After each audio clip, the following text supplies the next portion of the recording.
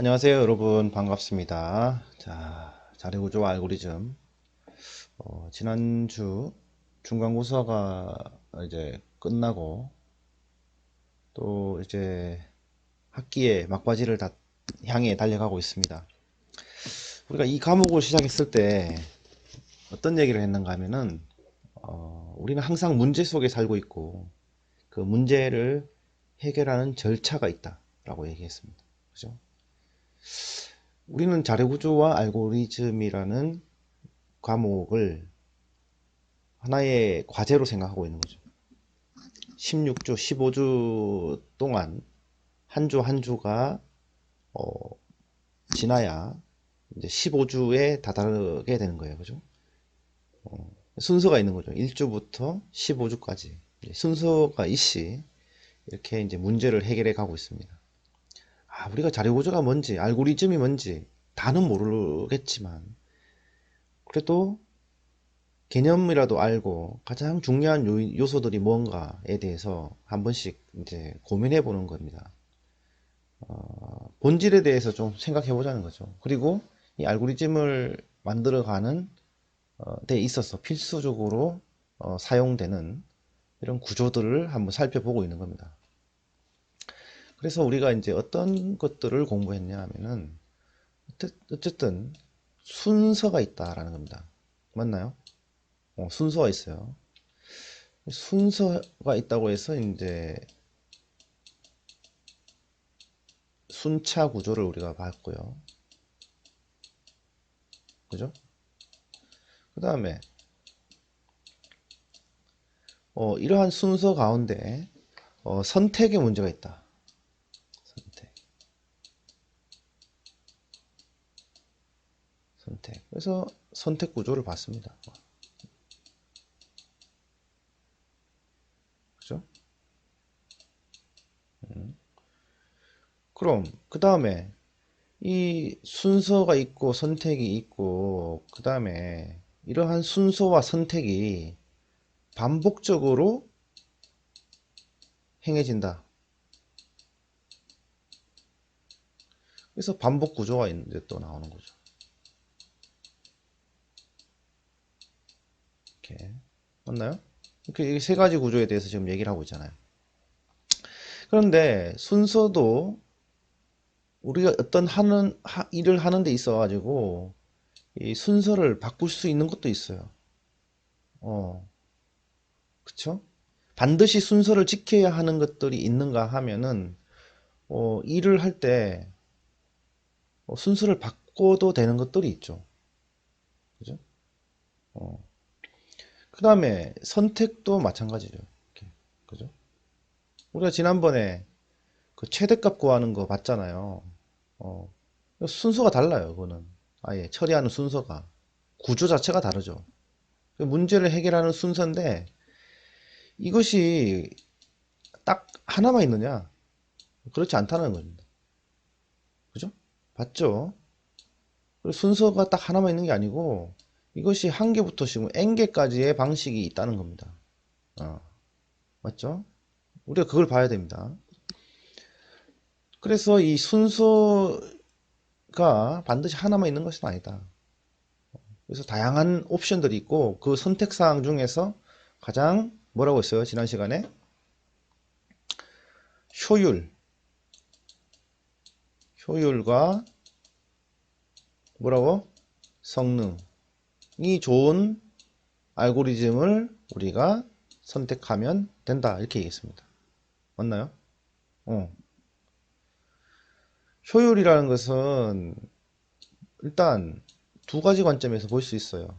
뭐 코드가 일단 간결하다. 코드 관점에서 우리가 효율적이다. 이거는 생산성 이런 말 썼죠? 생산성. 개발하기 개발하는 시간이 적게 걸린다는 거예요. 그 다음에 코드가 효율적이면 유지 보수가 아주 유리하죠. 음.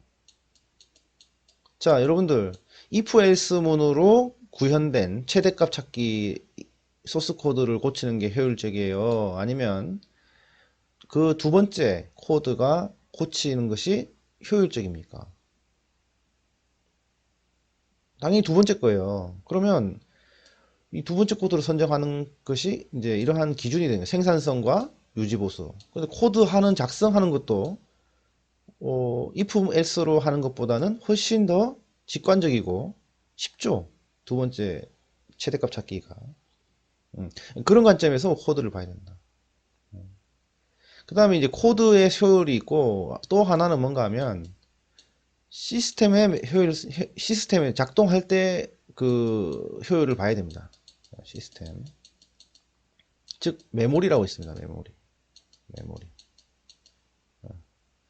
우리가 컴퓨터 구조 시간에도 제가 몇 번 언급했을 거예요. 어떻게 하면은 컴퓨터의 메모리를 효율적으로 사용할 것이냐 하는 문제가 중요하다 했습니다. 그죠? 어떤 개발자는 메모리를 너무 많이 써서 불안한 시스템을 만드는가 하면은 어떤 개발자는 아주 필요한 메모리만 일부 사용해서 내가 원하는 목적을 달성한다라는 겁니다. 그런 관점에서 이제 그 코드와 코드 이제 효율 이렇게 두 가지 효율을 두 가지 관점에서 볼 수 있는 거고 성능은 속도예요. 속도. 속도. 응답 속도죠. 자, 그런데 이거는요. 효율과 성능은 어떨 때 우리가 확인하는가 하면 예를 들어서 뭐 10개 데이터, 뭐 100개 데이터에서 효율과 성능은 사실 우리가 확인할 방법이 없어요. 그래서 이거를 100만 개, 그죠? 1000만 개의 데이터에 대해서 데이터를 이 알고리즘에 적용해 보면 이 알고리즘이 효율적인지 성능이 좋은지 답이 나옵니다. 예, 이랬죠. 당연한 거죠. 예. 자, 어쨌든 우리는 이제 오늘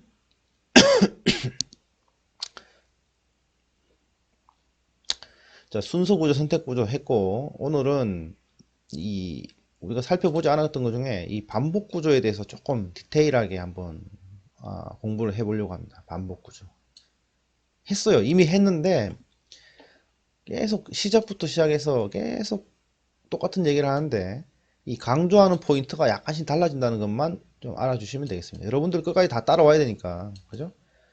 계속 반복을 해가면서 예, 똑같은 얘기하는 듯 하면서 이제 강조 포인트가 약간씩 바뀌는 거예요. 오늘은 반복 구조에 대해서만 이제 살펴보자는 겁니다. 알겠죠?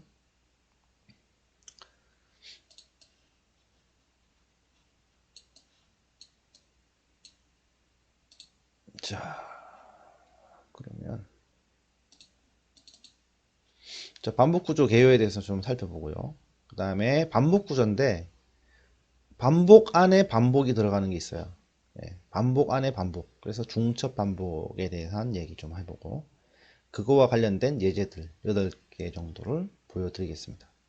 자, 이 코드 자체는 너무 쉬워요. 근데 여러분들 어, 반복이라는 거에 대해서 좀 생각을 해가면서 이 영상을 좀 학습을 하면 좋을 것 같습니다. 자, 반복 구조의 예를 봅시다. 예를 들어서 1부터 5까지 더하는 1부터 5까지 더하는 예제를 한번 생각해 봅시다. 1부터 5. 자, 변수 한 개를 쓴다 라고 했습니다. 그러면 sum에다가 0을 넣고 sum에다가 sum 플러스 1 0이죠. 그죠? 그러면 sum에는 1이 되고 sum에 1이 되고 여기는 3이 되고 그렇죠? 이렇게 되죠. 그럼 1 더하기 2 그죠? 그 다음에 3이 오고 네, 이렇게 되죠.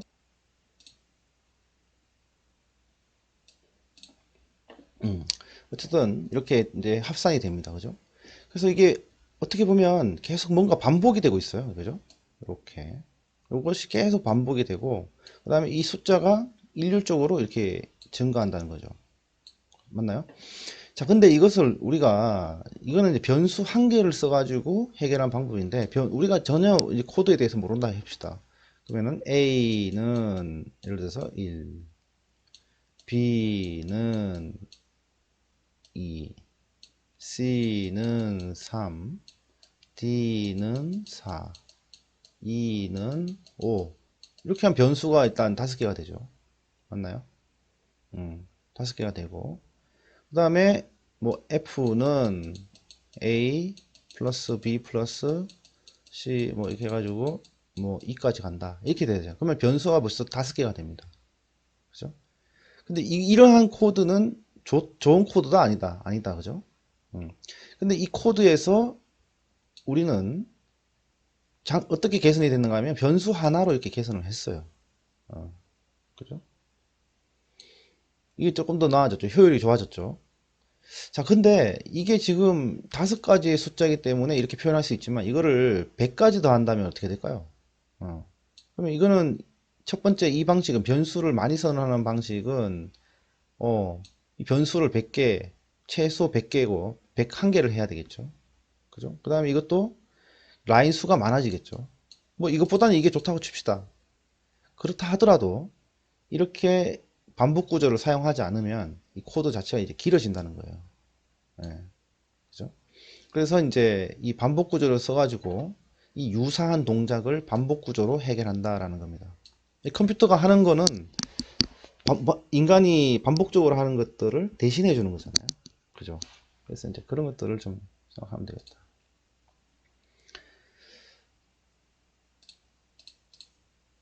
자, 그래서 이제 유사한 동작을 반복 구조로 우리가 해결할 수 있다.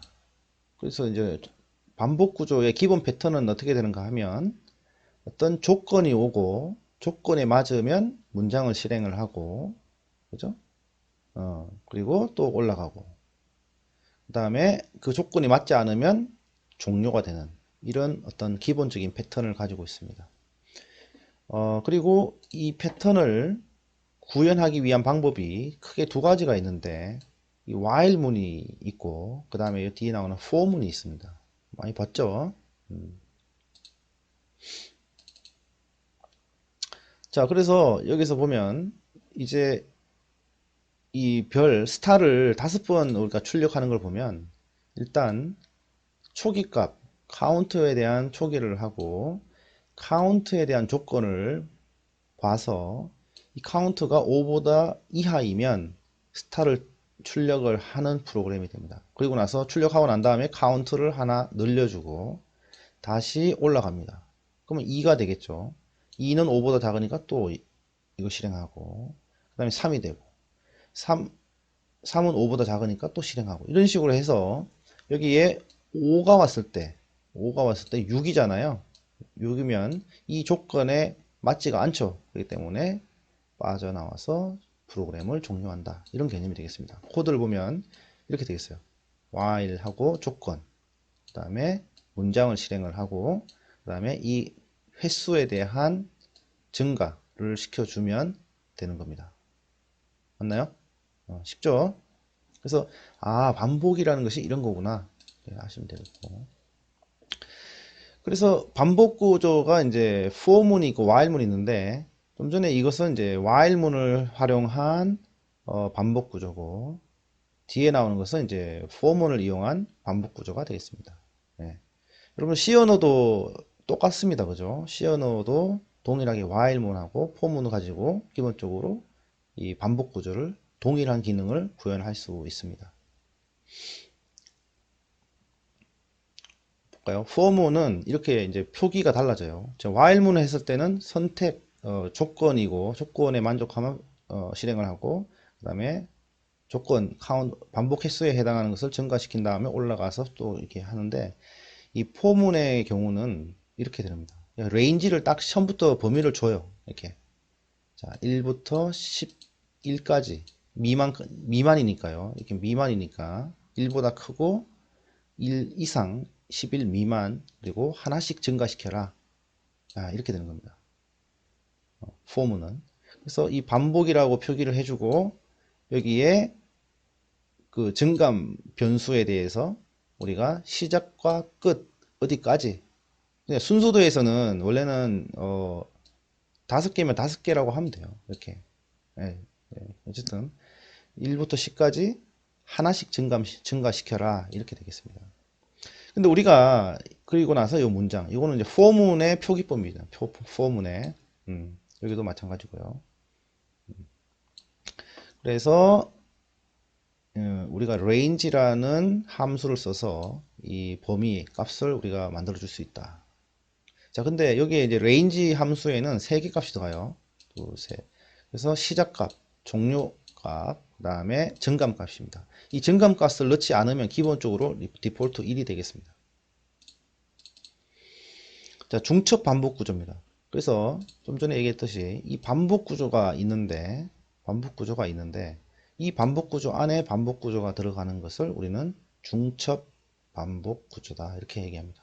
자, 반복 구조가 여기 안에 또 하나의 반복 구조가 들어갈 수도 있어요. 그죠? 그래서 포문이 3개가 이렇게 중첩되어 있는 구조입니다. 근데 여기서는 어쨌든 지금 2개만 이제 했고, 자, 보면, 자, 외부에 있는 아우터 루프에 대해서는 외부 이제 이거 아우터 외부죠. 그러면 이거는 2개, 2번만 도는 거고, 그 다음에 각각 한 번 돌 때마다 3번을 반복하는 겁니다.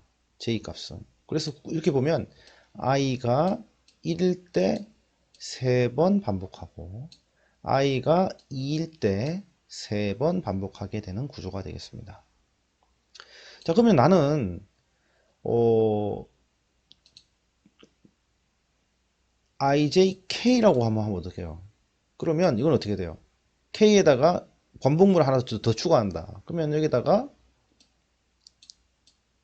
1, 2 여기도 1, 2 이런 것도 우리가 구현할 수 있겠죠. 당연히 각각에 대해서 1, 2 이렇게 우리가 구현할 수 있겠죠. 포문을 3개를 쓰면 자, 요거를 또 과제로 하나 해주기 바랍니다. 자, 중첩이죠. 그래서 외부의 변수 하나에 대해서 3번 반복하고 각각의 변수에 대해서 또 2번 반복하고 이러한 것들을 우리가 얼마든지 중첩 반복 구조를 통해서 만들어낼 수 있다. 코드는 아주 간결합니다. 자, 그래서 이 구조는 이렇게 출력하면 돼요. 이렇게.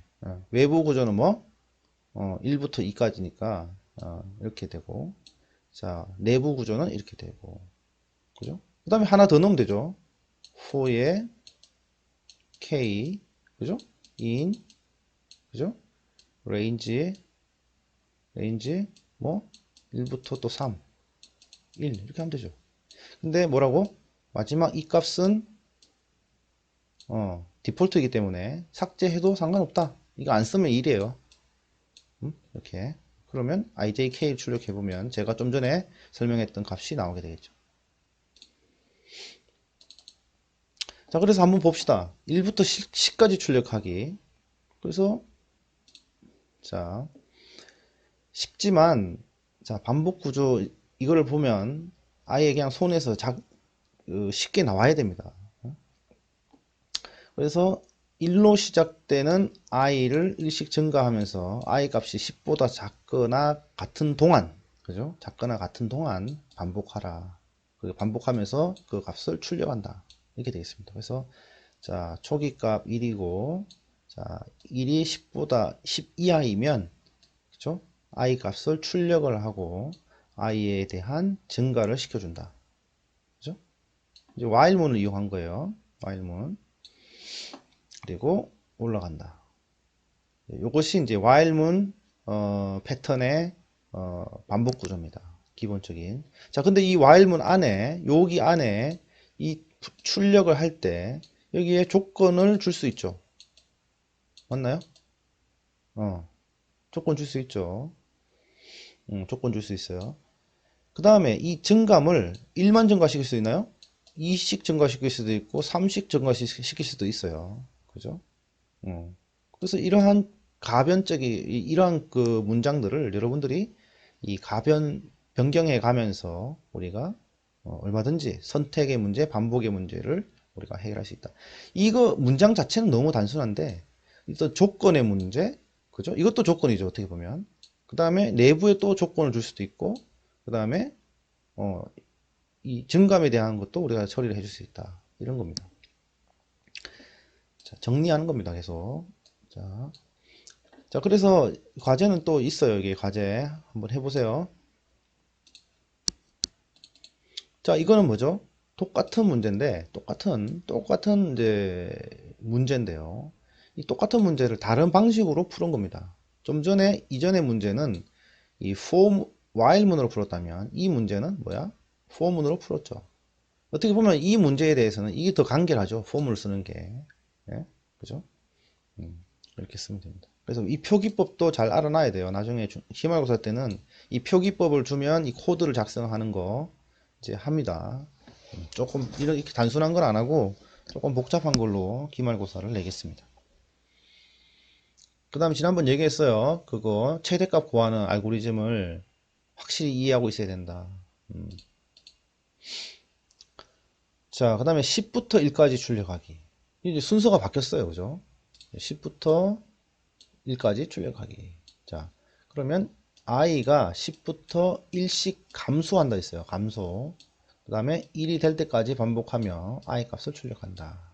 자, 보니까 이 시작과 종료, 그 다음에 증감에 대한 표기가 달라졌습니다. 맞나요? 그죠? 그렇게 해서 이렇게 시작 값을 10으로 해서 어디까지? 1까지. 그죠? 그 다음에 하나씩 줄여서 출력하라. 그죠? 이렇게 하면 되겠습니다. 반복 구조 포문을 이용했죠. 자, 그러면 과제입니다. 이거에 대해서 while형 반복 구조를 이용해서 이걸 똑같이 만들어 봐라. 이 동일한 반복 구조를. 이것이 이제 오늘 과제고요. 그 다음에 1부터 100까지 합 구하기. 너무 뭐 쉬운 얘기인데, 근데 반복 구조라는 관점에서 한번 해보자는 겁니다. 그래서 1부터 100까지 합 구하려면 1부터 일단은 100까지 한번 쭉 가야 되죠. 그죠? 그 다음에 각각에 대해서 우리가 했던, 좀 전에 얘기했던 이 구조를, 반복 구조를 활용하면 됩니다. 그죠? 이렇게 해서 출력을 해주면 되겠죠. 그래서 코드를 보면, 자, sum에는 0을 주고, 자, 1에서 100까지의 반복을 시키죠. 반복을 시키면서 이 sum이라는 변수에 합계를 계속 더해주면 됩니다. 1이 아니죠. 당연히 여기서. 예? 맞나요? i가 되겠죠. i.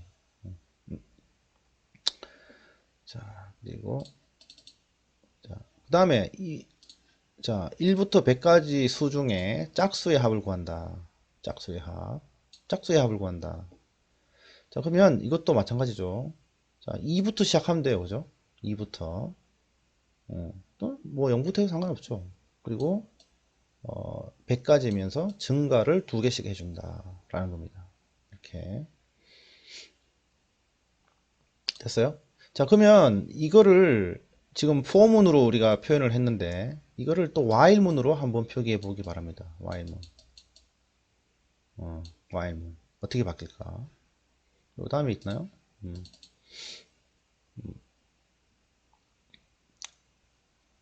요거를 while문으로 한번 해보세요. 요 과제 같이 해보고. 자, 그 다음 예제를 보면 똑같은 포문 내에서 조건을 통해서 우리가 원하는 목적을 달성했다 라는 겁니다. 그죠? 동일한 거죠.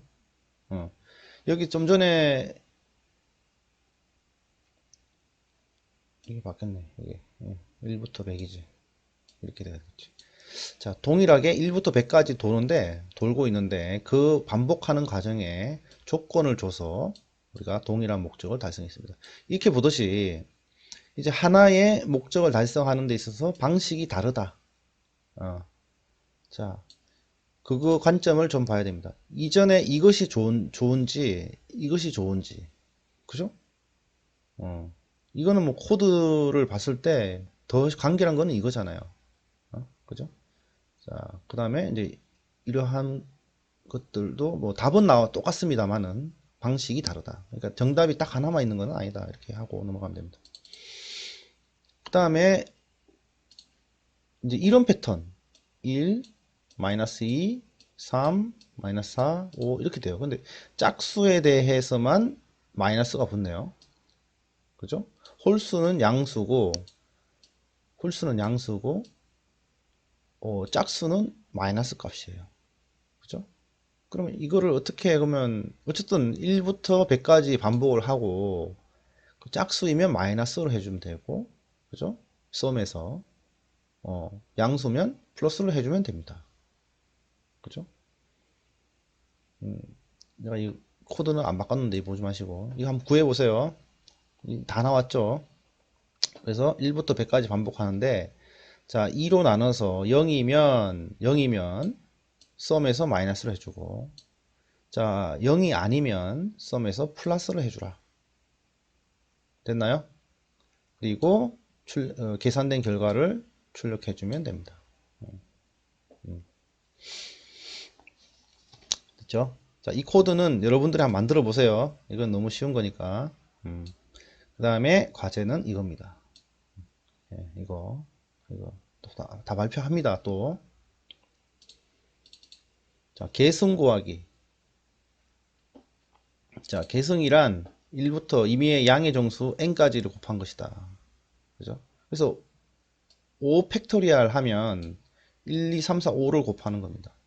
그럼 5 팩토리얼 하면 어쨌든 1부터 5까지는 반복을 해줘야 돼. 그죠? 자, 그래서 1부터 5까지 반복을 하고 또는 5부터 1까지 반복을 하고 여기서는 마이너스 1 하나씩 줄이는 거죠. 그래서 팩토리얼 계산을 해주고 출력을 하면 된다. 쉽죠? 어쨌든 뭔가 이 숫자가 증가한다는 것은 반복의 문제가 있다는 거죠. 그리고 자, 이 for문을 while문을 for문으로 자유자재로 왔다 갔다 할 수 있어야 돼요. 왔다 갔다. 자, 어떨 때는 while문이 편할 수도 있고 어떨 때는 for문이 편할 수가 있습니다. 예. 정답은 똑같을지라도 근데 이 방식은 확실히 알고 있어야 됩니다. 사실은 while문을 간결화시킨 것이 for문이죠. 어떻게 보면. 그죠? 증감도 아예 여기 for문 자체에서 그냥 다 마무리 해줬으니까. 자, 근데 여기서 지금 또 하나의 문제가 있어요. 이런 수학적인 계산, 팩토리얼 이런 것들은 계성의 문제는 이미 수학적으로 유명한 공식이잖아요. 연산이잖아요. 그래서 이런 것들은 매스 모듈에 가보면 누군가가 이러한 함수 기능을 만들어 놨습니다. 그래서 이러한 매스 모듈을 이용해서 계성 구하는 코드를 한번 만들어 보세요. 알겠죠? 그 과제입니다. 자, 일단 이렇게 간단하게 했습니다. 근데 이 코드가 어렵다 쉽다를 떠나서 이 반복의 문제를 한번 살펴본 겁니다. 그죠? 그래서 요까지 좀 하고요. 이제 조금 요거 끝나면 약간 더 어려운 내용으로 좀 예제를 좀 살펴볼 것이고, 그 다음에 다음 주에는 발표를 하고요. 그 다음 주에는 이 반복의 문제 한 두세 개 더 하고 배열 문제를 좀 해보겠습니다. 그러니까 이제는 데이터를 우리가 변수의 하나의 값을 관리하는 게 아니고 이 변수의 여러 개 값을 활용해서 조금 더 데이터를 효율적으로 처리하는 방법들에 대해서 조금 이제 얘기를 좀 해보려고 합니다. 그래서 이 알고리즘의 게 순서인데 그 순차오 구조, 선택 구조, 반백 구조가 이제 조합이 되고 거기에 이제 배열이 있음으로 인해서 데이터를 다루기가 조금 더 효율성이 좋아지게 됩니다. 그런 것들을 다 다음 주에 또 보고 하겠습니다. 그러면 이제 여러분들 사실 뭐 어려운 알고리즘을 하지는 않았어요. 하지만 여러분들이 알고리즘이라는 게 이런 거구나라고 이제 대략 감은 올 거라고 저는 이제 생각을 합니다. 또 수업 시간에 우리가 얘기를 하면서 더 많은 정보를 제가 줄 테니까 일단 이 반복 구조에 대해서만 한번 1시간, 2시간 동안 한번 고민을 하기 바랍니다. 그래서 이 영상이 지금 한 30분 정도 되는데 이렇게 1시간 보고 그다음에 1시간 동안 팀으로 이 과제를 하는 걸로 이렇게 하겠습니다. 이렇게 영상을 찍는 이유는 우리가 대면 수업임에도 불구하고 영상을 찍는 이유는 이 분반을 하기 때문에 제가 이 내용을 동일하게 2번씩 왔다 갔다 하면서 수업하는 것은 효율적이지 않다라고 생각해서 영상을 만들었고요. 영상을 기준으로 제가 여러분들 교실에 들어가서 질문도 하고 부가적인 설명도 하고 이렇게 하겠습니다. 그러면 이 영상을 보면 할 일이 딱 명확하잖아요. 내용도 명확하고 할 일도 명확하고. 여러분들은 저하고 이제 토론을 하면 됩니다. 왜 이걸 해야 되고 저걸 해야 되고 이제 수업 시간에는 저하고 질의응답을 하게 됩니다. 그죠? 수업 내용은 이미 이 영상에 다 있으니까요. 자, 이런 식으로 또 대면 수업이지만 이렇게 하도록 하겠습니다. 자, 그러면 우리 또 오늘 열심히 해봅시다. 수고했어요. 네.